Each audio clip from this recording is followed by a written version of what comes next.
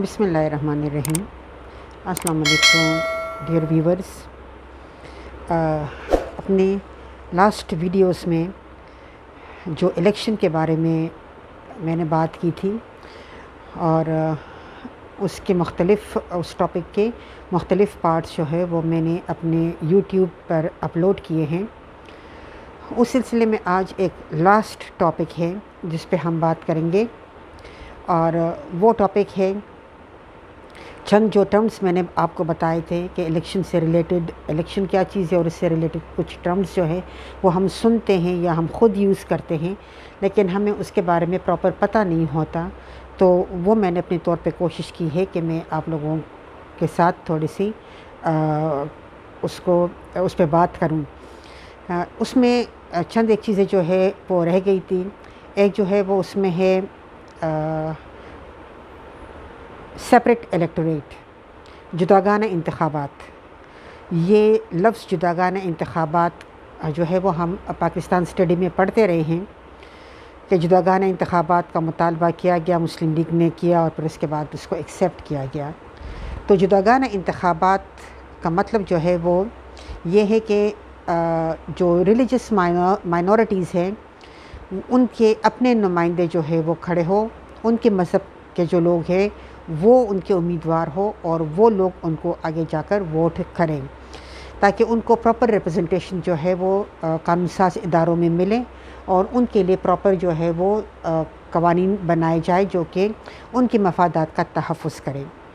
تو برصغیر پاک و ہند میں ہم نے یہی مطالبہ جو ہے وہ کیا تھا بیفور انڈیپینڈنس، کہ ہندوز جو ہے وہ میجورٹی میں ہیں، تو جب میجورٹی کی بنیاد پر وہ الیکٹ ہو جاتے ہیں اپنے کانسٹیچوئنسی سے، مسلمان چونکہ مائنورٹیز میں ہیں ان کو ووٹ نہیں ملتے، وہ رہ جاتے ہیں، اس لیے وہ قانون ساز ادارے تک نہیں پہنچتے اور وہاں پہ نہ ہونے کی وجہ سے ان کی آواز کو نہیں سنا جاتا اور ان کی رائٹس کی پروٹیکشن نہیں ہوتی۔ اسی طرح سے پاکستان میں بھی 1985 سے 2002 تک تقریباً 5 الیکشنز ہوئے، اور 5 الیکشنز جو ہے وہ سیپریٹ الیکٹوریٹ کی بنیاد پر ہوئے، لیکن 2002 سے پھر یہ سلسلہ جو ہے یہ ختم کیا گیا۔ بیفور 2002 بھی نہیں تھا، یہ صرف 1985 میں جنرل ضیاء جو ہے ان کے ٹائم سے یہ شروع ہوا تھا، اور 2002 تک جو ہے وہ پھر 5 الیکشنز کے بعد ان کو ختم کیا گیا۔ اب پاکستان میں جوائنٹ الیکٹوریٹ ہے۔ جوائنٹ الیکٹوریٹ کا جو ہے جس کو ہم کہتے ہیں مخلوط انتخابات، اس کا جو مطلب ہے وہ یہی ہے کہ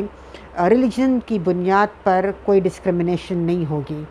یعنی اگر کہیں پہ کسی حلقے سے کوئی نان مسلم جو ہے وہ کھڑا ہے تو مسلمز جو ہے وہ اس کو ووٹ دے سکتے ہیں، اور اگر مسلم کی میجورٹی اس کو ووٹ دے دے تو وہ اسمبلی میں پہنچ سکتا ہے اور وہ پورے حلقے کے لیے کام جو ہے وہ کرے گا۔ کچھ ان کو تحفظ دینے کے لیے ہمارے یہاں پر کچھ ریزرو سیٹس جو ہے وہ ان کے لیے دی گئی ہے، لیکن اوپن میرٹ میں بھی ان کو الیکشن کنٹیسٹ کرنے کی اجازت ہے۔ تو اس کا مطلب ہے کہ ہمارے یہاں پر جوائنٹ الیکٹوریٹ کا سلسلہ جو ہے وہ موجود ہے۔ پھر اس کے بعد ایک اور کنسیپٹ ہے، that is the single transferable vote. Single transferable vote یعنی فرض کرے مختلف پولیٹیکل پارٹیز ہے، جس کی طرح اس کے نام سے ظاہر ہے کہ ووٹ ایک ہوگا لیکن وہ مختلف لوگوں کو ٹرانسفر ہوگا، یعنی اگر کوئی پولیٹیکل پارٹی جو ہے وہ کسی ایک جگہ سے، یعنی سنگل ممبر کانسٹیچوئنسی نہیں ہے، ملٹی ممبر کانسٹیچوئنسیز ہے۔ سنگل ممبر کانسٹیچوئنسی کا مطلب یہ ہے کہ ہر حلقے سے ایک بندہ الیکٹ ہو کر جائے گا، چاہے وہ انڈیپینڈنٹ لوگ اس کو، جو انڈیپینڈنٹ کو لوگ میجورٹی دے، چاہے کسی بھی پولیٹیکل پارٹی کے بندے کو اگر ایک ووٹ کی بھی میجورٹی حاصل ہے تو وہ وہاں سے الیکٹ ہو کر جائے گا، اور اس کو ہم کہتے ہیں سنگل ممبر کانسٹیچوئنسی، یعنی ہر حلقے سے ایک بندہ جو ہے وہ منتخب ہو کر جائے گا۔ پھر اس کے بعد ایک کنسیپٹ ہم اور کرتے ہیں، ون مین ون ووٹ، یعنی ہر بندہ جو ہے وہ ایک ووٹ پول کرے گا۔ کوئی سٹیزن جو ہے جو ووٹ کی کوالیفیکیشن کو پورا کرتا ہے، وہ کوئی جو ووٹر ہوتا ہے وہ 2 ووٹ پول نہیں کرے گا۔ ہمارے یہاں پر ہم اگر 2 ووٹ پول کرتے ہیں تو ایک ہم قومی اسمبلی کے لیے کرتے ہیں اور ایک صوبائی اسمبلیوں کے لیے کرتے ہیں، سو ٹو سیو آور ٹائم، اور ہمارے جو پیسہ ہے اس کو بچانے کے لیے ہم قومی اسمبلی اور صوبائی اسمبلیوں کے انتخابات جو ہے وہ ایک دن پہ کرتے ہیں۔ تو اس کی وجہ سے جو ہے وہ ہم 2 ووٹ پول کرتے ہیں، لیکن نہ تو 2 ووٹ ہم صوبائی اسمبلی کے لیے پول کرتے ہیں اور نہ ہی 2 ووٹ ہم نیشنل اسمبلی کے لیے پول کرتے ہیں۔ ووٹ ہم دونوں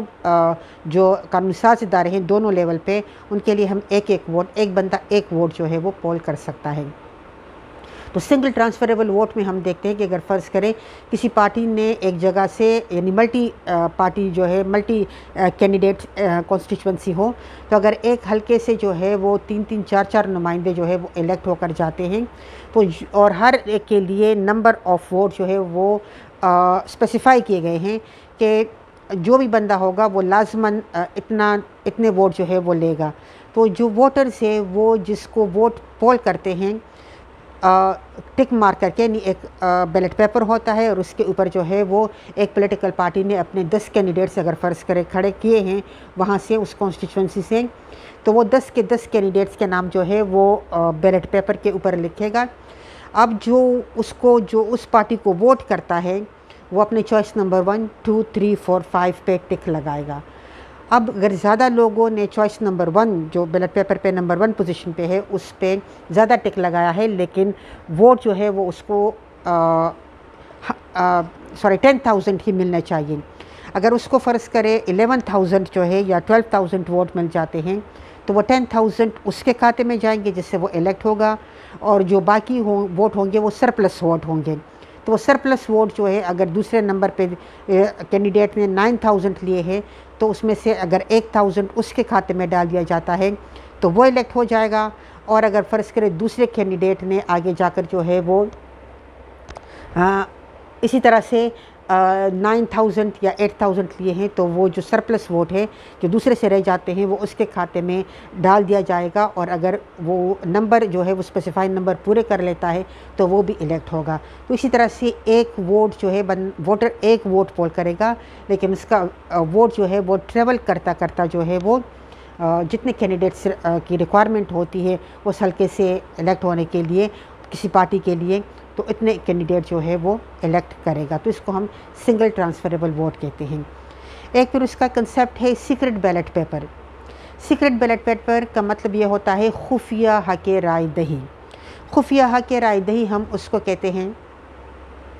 جہاں پہ یعنی ہم جو پروسیجر میں نے آپ کو بتایا تھا کہ کس طرح سے ہم پولنگ اسٹیشن میں جاتے ہیں، اور جب ہم پولنگ سٹاف کے پروسیجر کو پورا کرتے ہیں تو آخر میں جا کر ہمیں ایک سٹیمپ جو ہے وہ مل جاتا ہے، اور اس سٹیمپ پہ ہمیں ووٹ کی پرچی جو ہے وہ مل جاتی ہے اور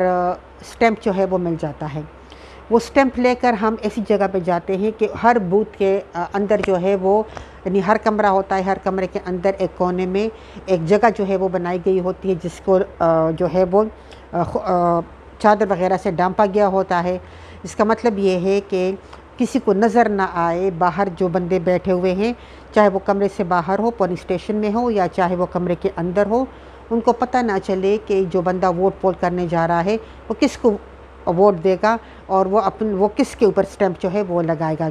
تو وہاں پر صرف ووٹر ہوتا ہے اور اس کا اپنا فیوچر ہوتا ہے کہ وہ کس کو ووٹ دیتا ہے، وہ کسی کے سامنے جو ہے وہ ووٹ پول نہ کریں اپنا، اور ووٹ کی سیکریسی جو ہے اس کو مینٹین کریں، بیکاز اگر کوئی اس طرح کرتا ہے کہ کسی کو اپنا ووٹ دکھائے یا کوئی جا کے کوشش کرتا ہے کہ ہم دیکھیں کہ فلاں بندے نے کس کو ووٹ کیا ہے، تو یہ کرائم ہے۔ تو اس کرائم سے بچنا چاہیے، اور اگر جب ہمیں سیکرٹلی اپنے رائے کو ایکسپریس کرنے کا ٹائم جو ہے وہ مل جاتا ہے تو پھر ہمیں اس کو بڑے احتیاط کے ساتھ جو ہے وہ، اور جس کو ہمارا دل چاہتا ہے، جس کے بارے میں ہمیں انفارمیشن ملی ہوئی ہوتی ہے کہ وہ بہتر ہے، جو اویلیبل ہے ان میں سے بہتر ہے، تو ہمیں اس کو ووٹ جو ہے وہ دینا چاہیے۔ تو اس کو ہم کہتے ہیں خفیہ حق رائے دہی۔ میں نے اپنی طرف سے الیکشن کا جو چیپٹر ہے یا الیکشن کا جو کنسیپٹ ہے وہ میں نے اپنی طرف سے سمجھانے کی کوشش کی ہے کہ الیکشن ہوتے ہیں تو کس طرح سے کون کون سے ٹرمز جو ہے وہ اس کو استعمال کیا جاتا ہے، اور کس طرح سے اس کے اوپر جو ہے وہ عوام اس کو سمجھے، اور جو اسٹوڈنٹس ہے وہ اس کو اکیڈیمکلی سمجھنے کی کوشش کریں۔